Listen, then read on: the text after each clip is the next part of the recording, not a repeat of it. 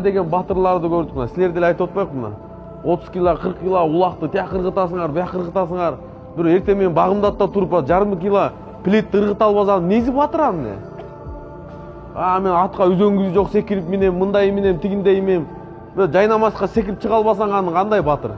Батыр деген ким? Ал ошо түнкү уйкусун таштап, Алла үчүн өзүнүн мынакей напсисин сындырып, ошо Аллага кулчулук кылса, ошол батыр да. Ошол Алланын алдында сүйкүмдөрөк да. Ушул жерден биз ушундай бекем намаз ниет кылып кетейик. Бакара сүрөсүндө аят бар экен, намаз боюнчачы айтат. Намазды толук аткаргыла дейт.